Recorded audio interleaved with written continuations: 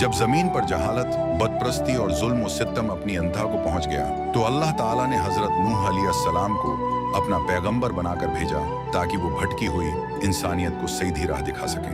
आपने 950 साल तक निहायत सब्र और इस्तिकामत के साथ अपनी कौम को एक खुदा की इबादत की दावत दी और उन्हें बड़े अंजाम से डराया, लेकिन चंद गरीब और नेक लोगों के सिवा पूरी कौम अपनी सुरक्षी पर उड़ी रही। लोग आपका मजाक उड़ाते और आपकी बातों को झटलाते रहे, यहाँ तक कि उनकी नाफरमानी हद से बढ़ गई और अल्लाह का फैसला आ गया। अल्लाह के हुक्म से हजरत नूह अलैहिस्सलाम ने एक अजीम अलशान कश्ती की तामीर शुरू की, जिस पर बस्ती के लोग हंसते हुए गुजरते कि खिशक जमीन पर कश्ती का क्या काम। मगर नूह का ईमान अपने रब पर कामिल था। जब कश्ती मुकम्मल हो गई तो अल्लाह के हुक्म से आसमान के दरवाजे खुल गए और जमीन से पानी के चश्मे अवल पड़े।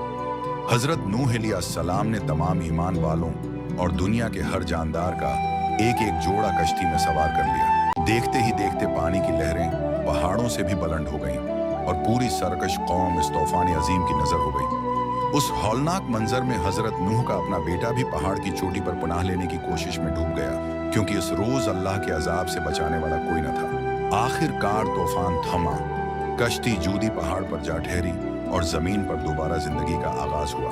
ये वाकया रहती दुनिया तक के लिए एक सबक है कि बातिल चाहे कितना ही ताकतवर क्यों ना हो, जीत हमेशा सच और ईमान वालों की ही होती है।